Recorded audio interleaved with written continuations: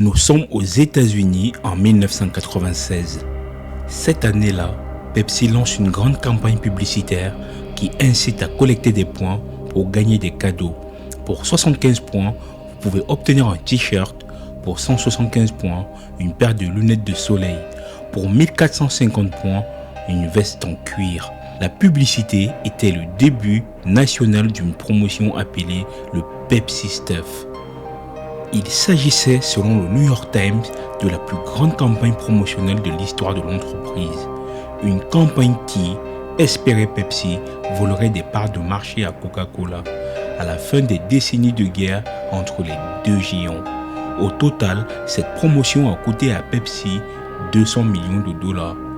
Environ 350 millions de dollars aujourd'hui pour son déploiement. Pepsi Stuff fonctionnait ainsi. Des milliards de produits Pepsi à travers les États-Unis ont été marqués de points Pepsi. Une bouteille de 2 litres de Pepsi valait 2 points, un paquet de 12 canettes en valait 5. Les clients pouvaient économiser des points et les échanger contre des articles répertoriés dans un catalogue Pepsi Stuff. Les clients pouvaient également acheter des points Pepsi pour 10 cents chacun.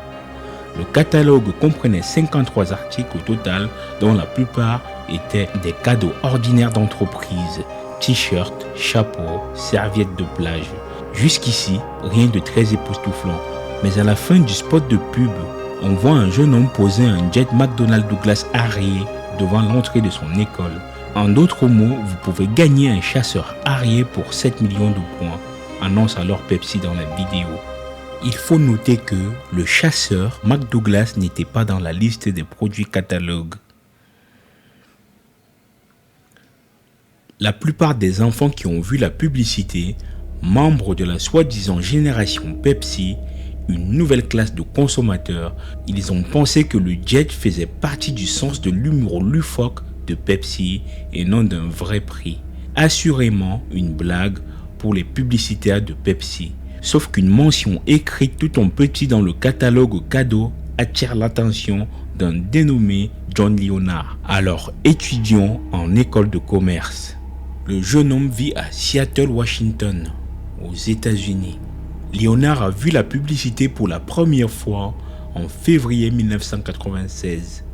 Alors étudiant en école de commerce de 21 ans au Charlene Community College, il a vu le jet Harrier comme une offre légitime et a flairé une opportunité d'arbitrage promotionnel. Il savait par intérêt pour le vol que le Harrier était un avion du corps des marines des États-Unis, largement utilisé pendant la guerre du Golfe, capable de décoller à la verticale et de transporter plusieurs kilos de bombes. Il avait été qualifié d'avion le plus captivant, le plus dangereux de l'armée américaine. De plus, sa fabrication a coûté plus de 33 millions de dollars. Inutile de dire qu'il n'était pas accessible au grand public. À 7 millions de points Pepsi, le jet était à vous. Alors, il a décidé d'y aller. Leonard était du genre à consommer 10 canettes par jour. Mais même à ce taux de consommation élevé, collecter 7 millions de points était une tâche ardue. Chaque pack de 12 Pepsi valait 5 points, ce qui signifie qu'il devait consommer 16 millions de canettes pour atteindre son objectif. Cela revenait à 46 000 canettes par jour pendant un an, 552 000 canettes de Pepsi au total, 2,5 milliards de calories et 689 millions de grammes de sucre, 4 millions de dollars de dépenses. Heureusement, il y avait une solution de contournement. Le catalogue n'exigeait aux participants qu'un minimum de 15 points qu'ils avaient collectés à partir de canettes et de bouteilles. Le reste pouvait être acheté directement auprès de Pepsi pour 10 cents le point, en envoyant un chèque au nom de l'entreprise. Tout ce que Leonard avait à faire pour obtenir ces 7 millions de points était de récolter 700 000 dollars. Pendant plusieurs mois, l'étudiant entreprenant a élaboré un plan d'affaires. Il a recherché la jurisprudence sur les publicités promotionnelles et a convaincu plusieurs investisseurs de le suivre. De riches clients qu'il avait rencontrés alors qu'il travaillait comme guide d'escalade. Le 28 mars 1996, il a envoyé 15 points à Pepsi, accompagné d'un chèque de 700 008 et 50 cents, frais de port compris. Il l'a envoyé à Pepsi et a poliment demandé son jet. Plusieurs semaines plus tard, Leonard n'a rien reçu comme réponse de Pepsi. Et qu'a fait Pepsi? Eh bien, comme vous pouvez l'imaginer, Pepsi a répondu que le jet ne faisait pas partie de la promotion et n'était que juste utilisé pour créer une publicité divertissante. Ils ont retourné le chèque de John Leonard en y rajoutant des bons d'achat Pepsi gratuits par pitié. À ce stade, Leonard avait déjà dépensé $4 000 en consultant des professionnels du droit et en recherchant la jurisprudence sur la publicité trompeuse. Au lieu de reculer, il a pris un avocat et a reformulé sa demande. La lettre de Leonard a fait le tour de Pepsi & Co. et s'est finalement retrouvée entre les mains de BBDO New York, la société de publicité que Pepsi avait retenue pour créer la publicité. Le vice-président de l'entreprise, sur le nom de Remy et Mark Groven, semblait perplexe face à la persistance de Leonard. J'ai du mal à croire que vous pensez que la publicité de Pepsi Stuff propose vraiment un nouveau Harrier Jet, a-t-il répondu. Aucune personne raisonnable ne serait d'accord avec votre analyse de la publicité. Ainsi, Leonard a décidé d'aller se battre pour son avion de chasse. Avec l'aide d'un avocat, Leonard a intenté une action en justice, affirmant que l'annonce de Pepsi avait constitué une offre contraignante et que la société avait rompu le contrat en refusant d'échanger 7 millions de points Pepsi contre un jet Harrier. Un flot de reportages a suivi le dépôt et Pepsi n'a pas hésité à partager publiquement ses réflexions sur la question. Des dizaines de millions d'Américains et des personnes du monde entier ont vu le spot. Ils ont compris la blague et ont ri, a déclaré un porte-parole de Pepsi & Co. à CBS News. Je ne voulais aucune publicité sur cette affaire, a déclaré Leonard. Je n'essaie pas de faire une déclaration, je ne cherche pas un règlement, je veux juste un avion.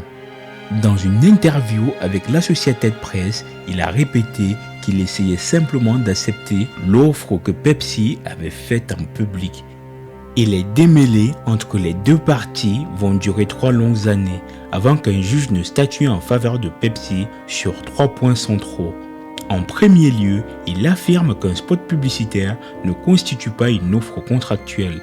En second lieu, il confirme que le ton de la publicité était clairement celui de la plaisanterie. Pepsi reverra cependant la hausse du prix du jet Harrier dans son spot corrigé à 700 millions de points. Et en troisième point, un contrat exécutoire requiert la signature des deux parties. En vertu de la loi en vigueur, tout contrat de vente de biens d'une valeur de $500 ou plus doit être attesté par écrit et Pepsi n'a rien signé. Leonard n'a finalement pas obtenu son jet.